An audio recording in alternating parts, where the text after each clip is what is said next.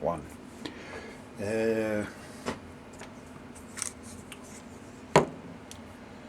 So I thought I would do a little bit of intro soldering, a little intro social media-ing, some YouTubery, who knows. By the time this is posted, YouTube probably won't even exist anymore. Maybe we won't. Been a hell of a year, hasn't it? So, basic how-to point-to-point soldering repair. And I ain't really no expert, just a honky. So the victim here is a 1962 H.H. Scott model 222C vacuum tube hi-fi. Now the first thing is, organization is very important. I don't have any. I don't play that game, that's dumb. Just throw stuff all over the place and see what the hell happens. I'm kidding. Actually not. Get my resistors sorted out. Thank you, Mauser, for, shipping stuff nice and fast. What we're going to do here is, I've already rebuilt this area,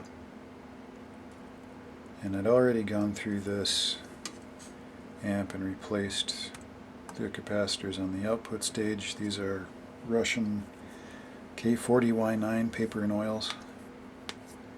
I've done the main filter capacitors, except this one way back here, which is positive ground, which is strange, but that's how Scott did this. One of the main things you have to do on these is get rid of the selenium bridge rectifier that pushes negative voltage into this capacitor, runs these 4 tubes on DC. Their heaters are run on DC, 48 volt string. And then somewhere out of the middle of this back here is the DC supply for the power tube bias, fixed bias amp. And I got a couple of 10-turn pots on here, adjusting the bias voltage. And then these are the original balance pots. So one of the resistors feeds the voltage to the balance pot, so you can adjust the whole level and then balance your tubes if they're not matched. The thing I haven't done on this is put in 10 ohm resistors to measure the DC through the cathode, so I have to shunt measure, which is a little bit hairy because you're going from the main positive voltage contact at the center of the output transformer and then measuring the voltage drop across each side of the primary of the transformer, and that means your meter is floating at 400 and some volts. That's one of those things where you got to keep your head around and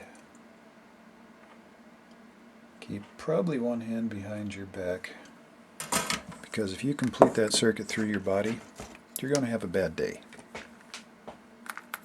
Number 1, don't complete the circuit through your body. Basic safety. What do I got for tools? Little squishy solder sucker. That works very nice. Get yourself a roll of some kind of desoldering braid.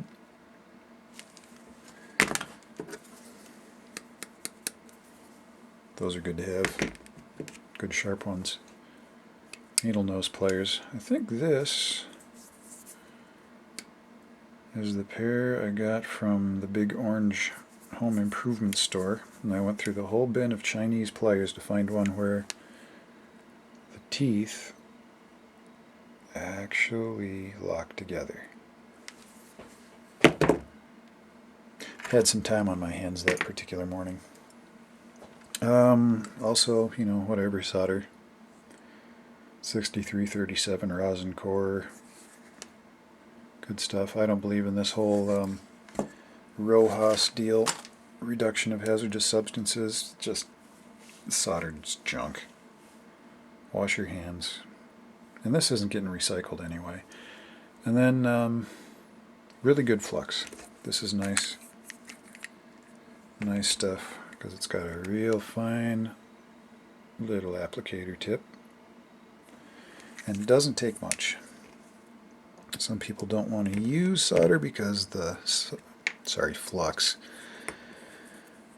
Because the solder has the flux in it. No, that's just a band-aid. That's just a helper. That is not the main show. Put flux on your joints. Then when you put the soldering iron on there, it melts out, it cleans up the joint. And then when the solder hits it,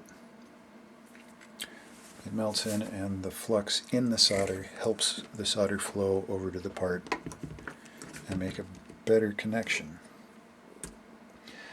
Now,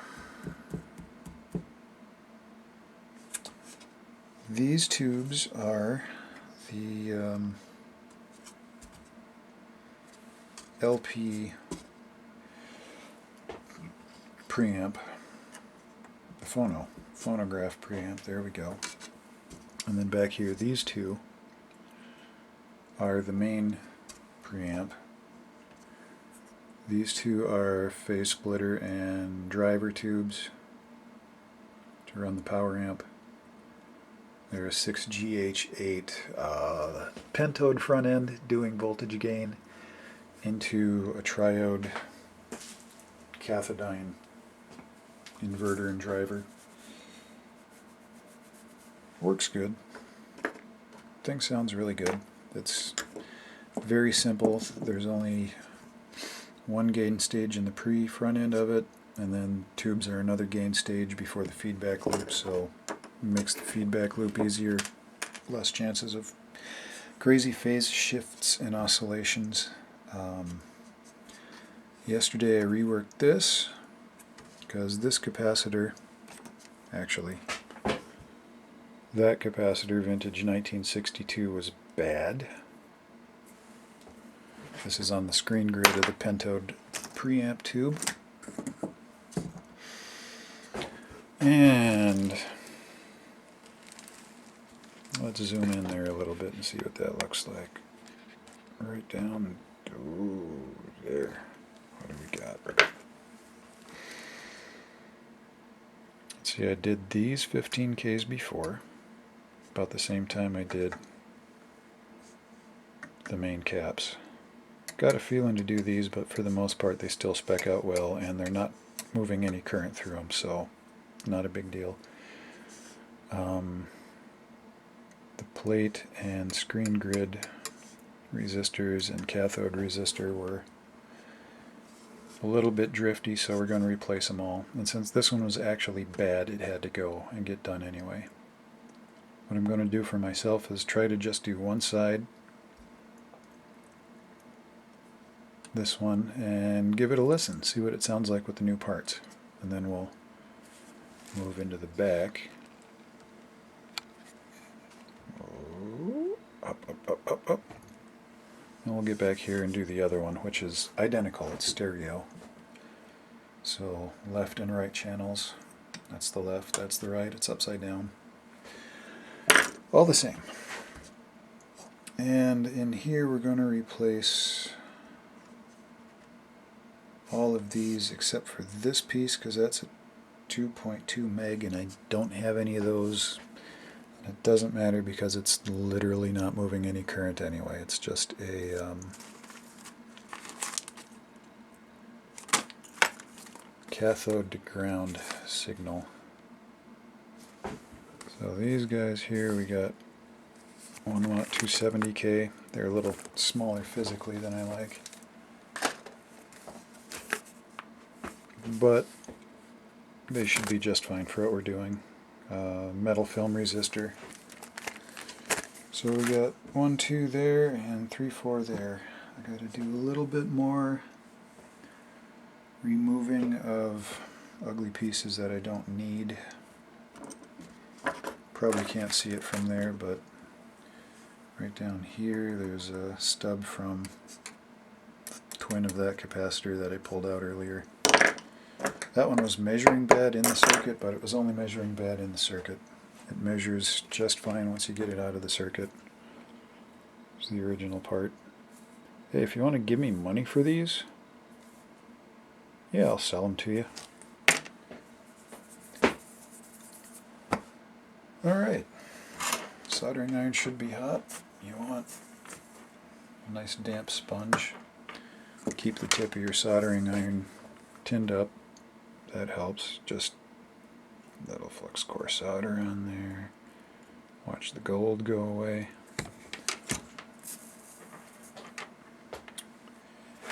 And can I get that in there? Ooh, maybe I can. There we go. Just a blob of solder on the end of that. And somehow I need to open that up. This is the real ugly part of point-to-point stuff, is you can't get at anything. Which makes me think I should pull that one apart first, because I'm going to do that. I'm going to replace basically all the signal chain out of this whole area, because it's due. I mean, this amp was 1962, and that is coming up on, oh Lord, I can't count anymore. It used to only be 40 years ago. Now it's coming up on 60 years ago. 60 and 60 is 120. It's 2020. 2021. 59 years old, how about that? I'm a musician who went to public school. I can count to 4, I start over again. I played the bass guitar. Maybe I'm at the point I should say I used to play the bass guitar, because I haven't done it in several years now. But we're not going to get too personal here. Alright, braid on it, soldering iron on it. Watch the flux just suck right up in there. Solder. Apparently I don't know the difference between flux and solder today. I have a toddler in the house. Maybe my brain is broken. The hard part is, when I put these together, they folded everything up real nice and tight. 270. Folded everything together really nice and tight to make a really good connection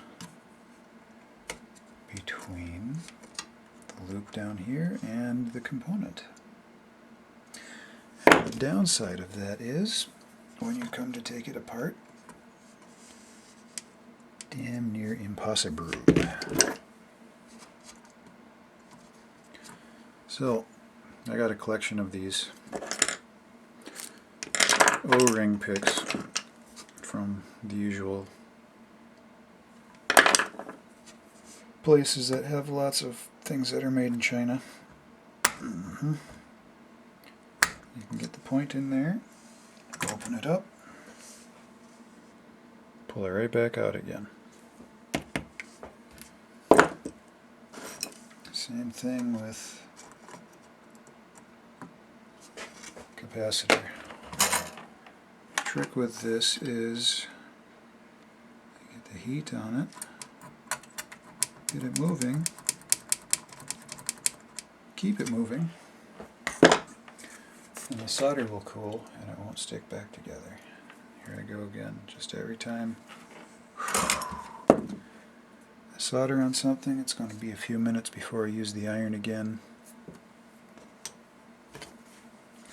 Just hit the tip with a little bit of fresh solder, and that solder will oxidize and the tip won't. Here we go, open that up, there we go. You come open here, open that up, back, back, back, back, back. There we go.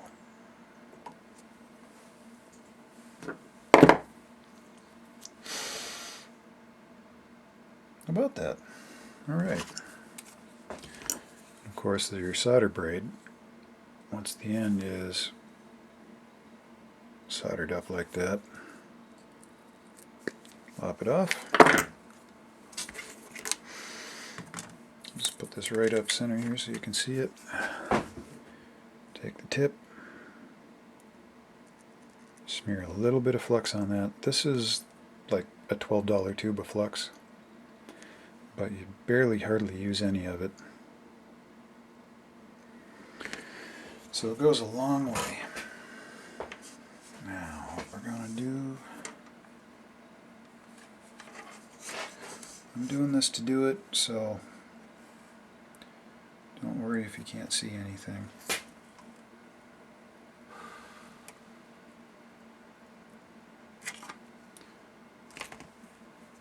Usually, it's a better idea to go with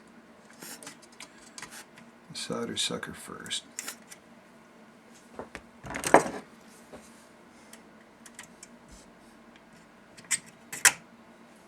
There we go.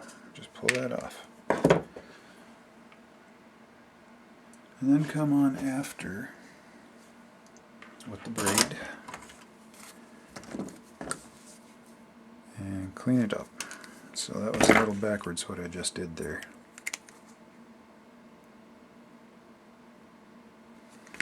Solder. Flux. There I did it again. Did it again, didn't I? Huh. There's some smoke. Pulls all the extra solder right into the braid. This kind of needs to get, phooey, that's going to stay right where it is. A little wipety wipe on the water, a little tin. I'd usually have some music playing, but this is my music player. So that stinks. And now we've got to do this joint over here to get our old capacitor out. These things like to plug up. Can we see down in there? Blob of solder in there. If you're wondering why it's so bright in here, it's because you need that. And I just went on the usual scumbags on the internet that sell a lot of Chinese stuff. Big website. Don't even want to say their name because I don't like them anymore. Let's just say they're really into web hosting these days as well. And interfering in political processes. And got, what is it, about 12 feet? 3-4 meters of white LED strip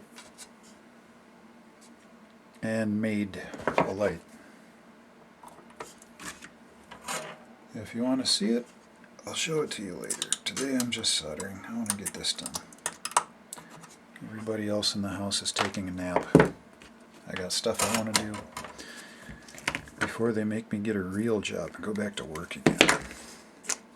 Don't know if you knew this, but work sucks. Here we go. The money doesn't. When you're married, women like security that a husband with a job provides them. Try not to breathe too much flux, especially fumes from 58-year-old solder, because you never know what in the hell they had in it back then. PCBs and arsenic, lead dust and cadmium, who the shit knows. Alright, so we had an 022 going there and a 270 from there. Now, did I get that line out of there? No, I didn't. There's still another one in here. So that was the whole point of removing those two parts, was so you could get in here and get rid of this one part. By the way, Don't touch yourself with a soldering iron, it hurts a lot. Back to the solder wick. This stuff is great. Probably going to need more of it. Have to see if I got another cartridge in the supply bin. Wow! That was fast.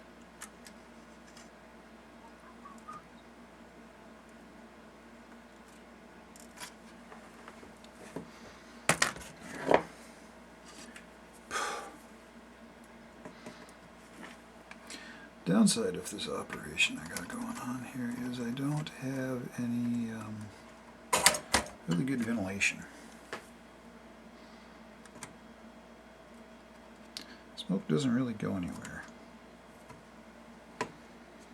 I got one of them healthy 3M respirator masks over on the shelf, but you probably can barely understand me anyway.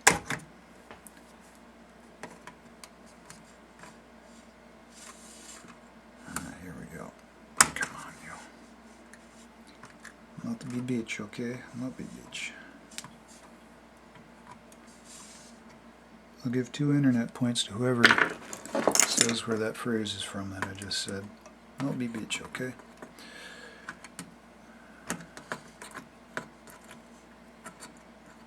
He was professional Russian. No, I'm not gonna do it. Not gonna do it. Everything's so dang tight. So close together. Maybe I do gotta do it this way. This is the hard part. If anybody wants me to rebuild their old hi-fi, you can go right ahead, but it's going to cost you a few bucks an hour. By a few, I mean a lot.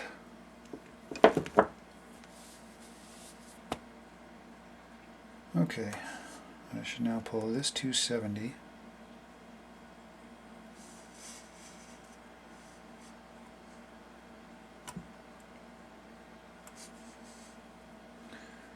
Pull this one off, because we're going to do that one as well. These are the 2 plates on a 12AX7. They're both connected to positive. This circuit is using 270 kilo ohm resistors for plate load resistors, which makes it quite high gain as far as a 12AX7 circuit goes. If you get looking at the schematic for a Scott 222C, there is a lot of different places that run a lot of negative feedback. Sometimes they run positive feedback. It's kind of wild. Let's just say the people that made this are a lot smarter than I am. They knew what they were doing on the design side. I like to think I know what I'm doing on the repair side. Here, I'll just show you this.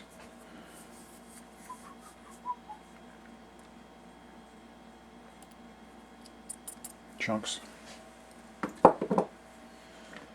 Doesn't take much to plug it up. Now, yeah, let's do this one.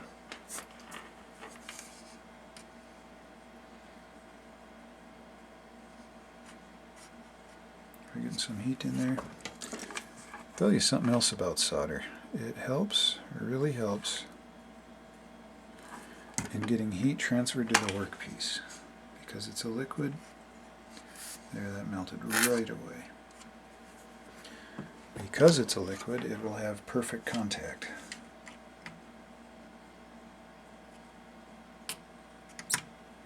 There we go. And because you have perfect contact, you get very, very good heat. Transfer? Transfer, that's the word. Yeah, this whole lockdown.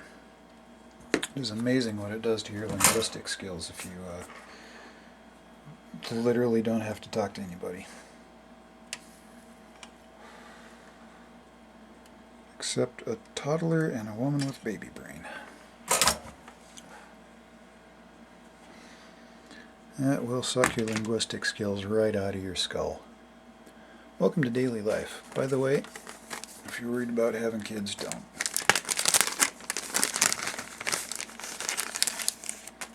Kids are alright.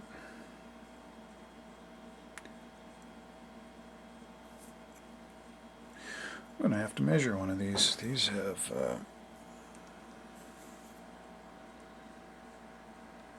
kind of strange looking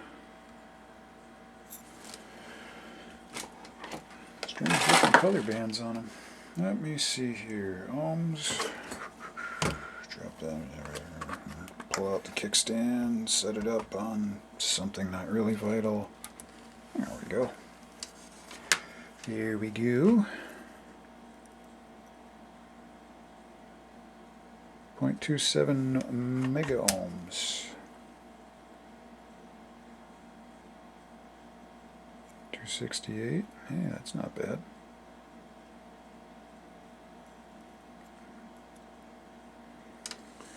Should be able to see what I'm doing. 264. 269. 270 on the nose. Honestly, in a plate load circuit like this, the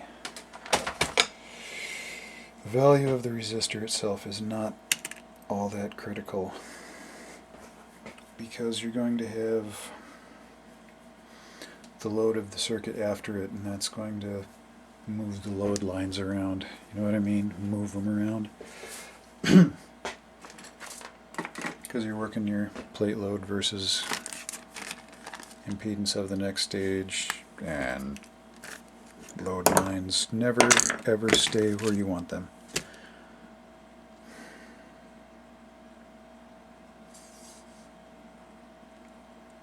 And right here, I'm going to do that later. That's a 2700 to ground. It's the cathode feed. And this one right here, which I think is 82K.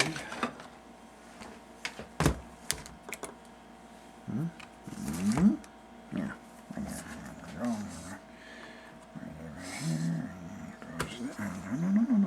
Go right there.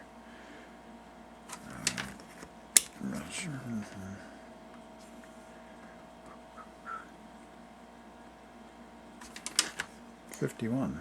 Hang on a second. Red, orange. 3 zeros.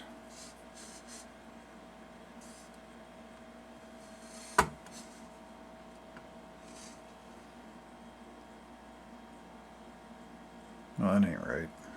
Well, that one's drifted. How bad's the other one?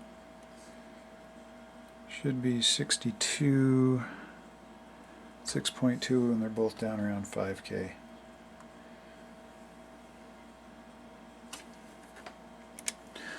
Which will change things.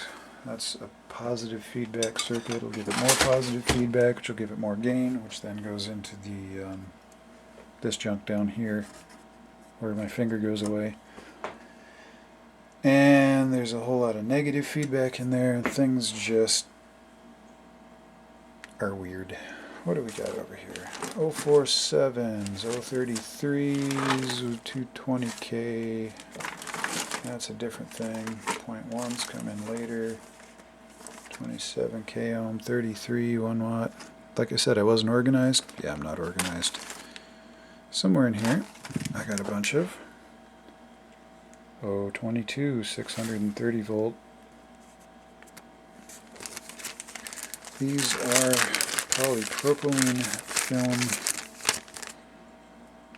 Cornell Dublier MPW, Mike Papa Whiskey.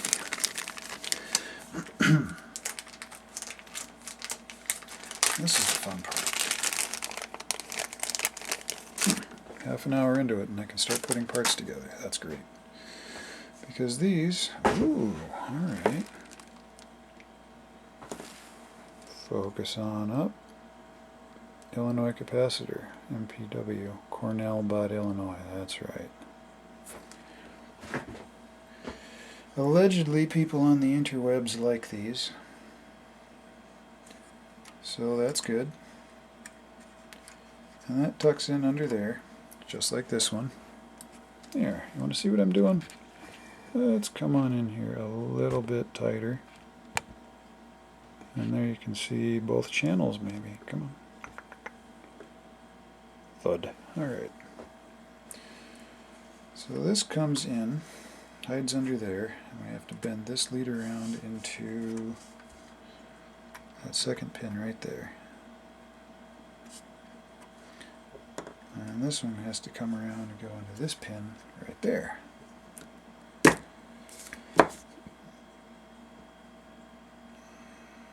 Yeah. Usually I am a big fan of using the old needle nose pliers. Give it a grab and a bend. Bring it down about where it's supposed to be. Something like that. This one we can cut off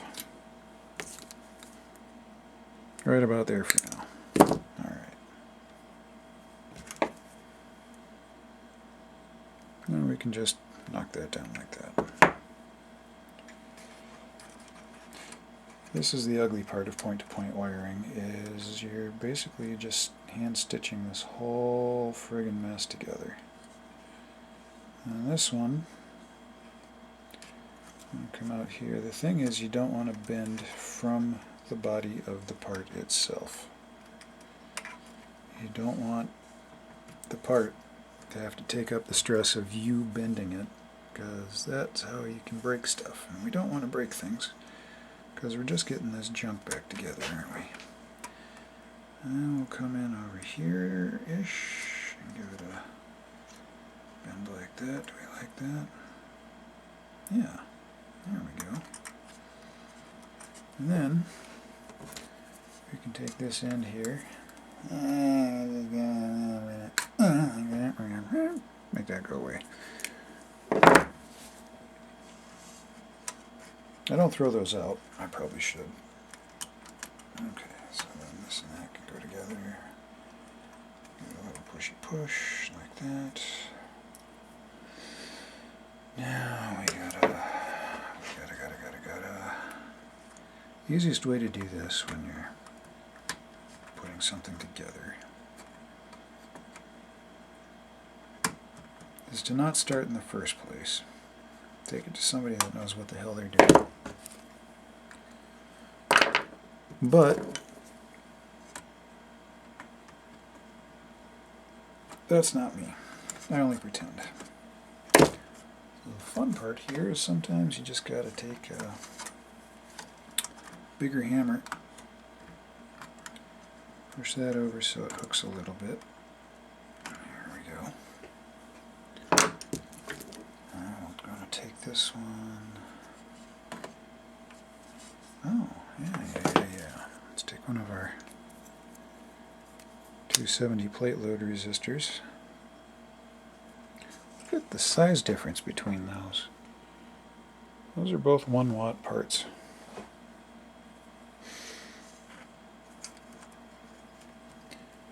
And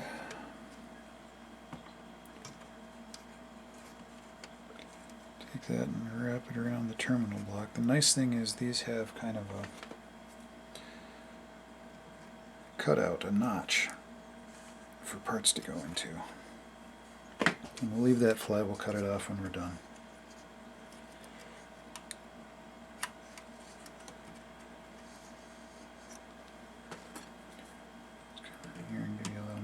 Crimpy.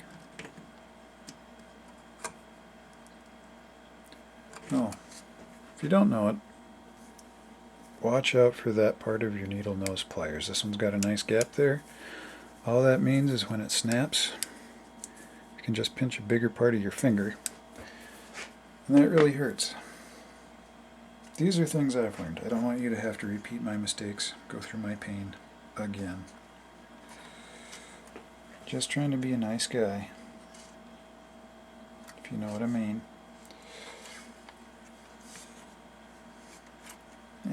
we go. Get that in there.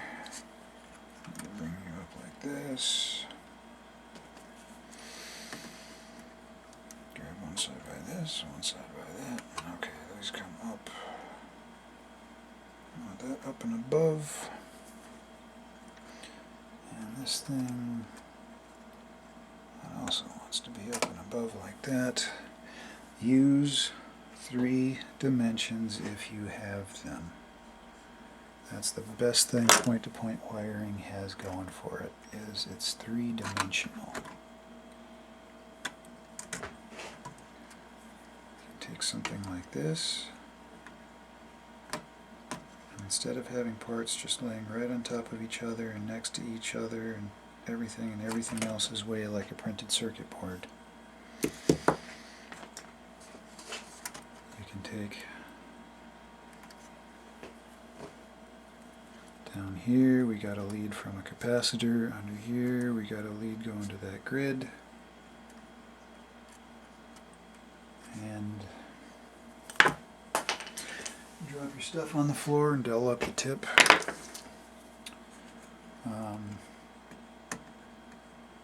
You can use the vertical element to separate your stuff. Try to get things to cross at a 90-degree angle. Okay, so we got 1, 2, now. Another capacitor because it's bigger. We want this one out here. So there, down, under. How's that look? Great, we're going to use 3 dimensions on that one too. So you got to be able to see it. People like to see what's going on the video right there. Focus. Like that. Things get dropped wherever they get dropped. Alright. Take this guy here. Give it a little bend. And you can prop it up here. Crimp all this together. Now it's nice and tight. There we go. And this comes over here.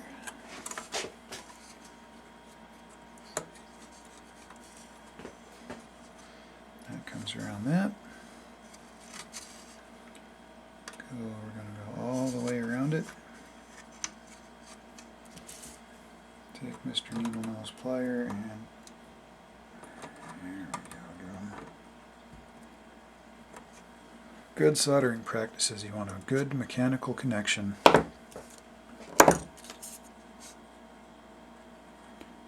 Before, oh yeah, that's right up there.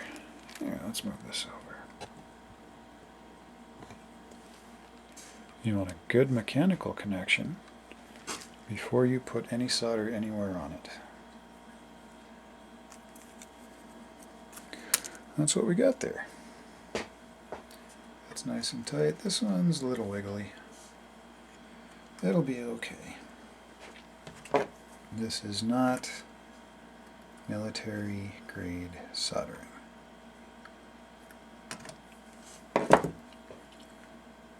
This isn't even consumer grade soldering, this is hobby grade soldering.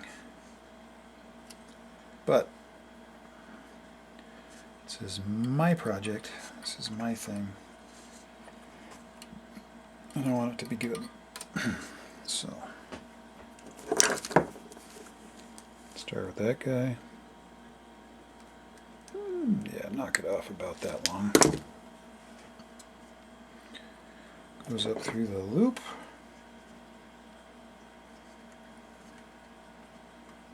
Give it a grab. Then we pull it down over here. And we gotta go around there and back.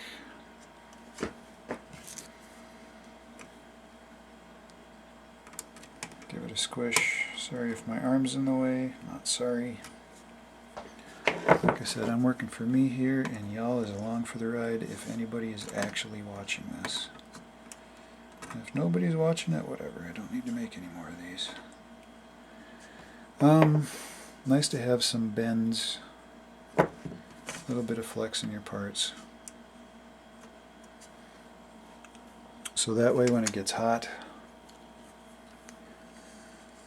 the stress, the expansion has somewhere to go. Now, a little solder, a little flux. Oh my goodness.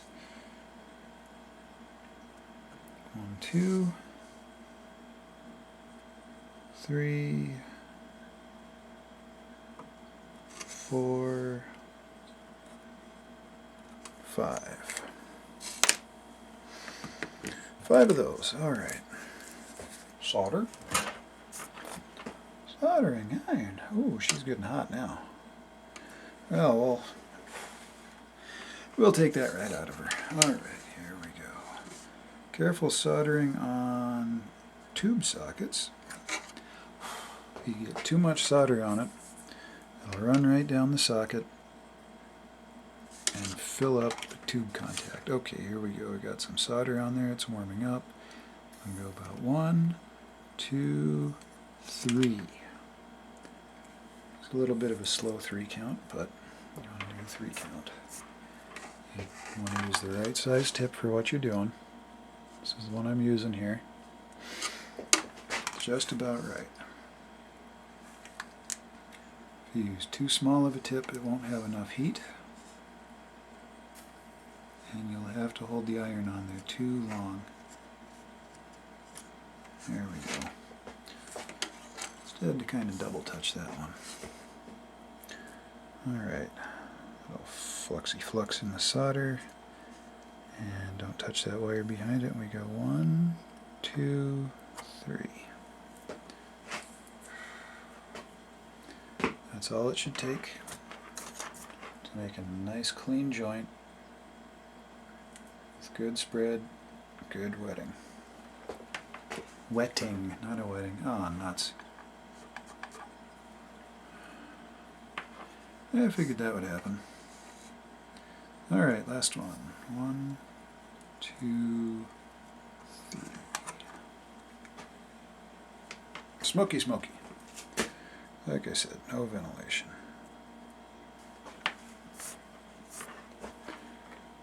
How are we doing here? 42 minutes?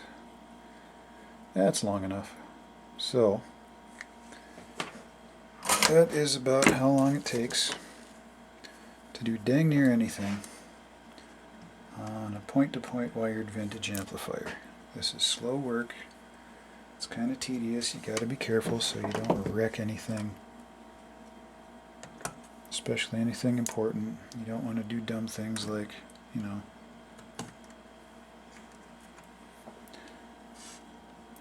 leave pieces of desoldering braid all over the insides of your tube amp. Got the ends down. There we are.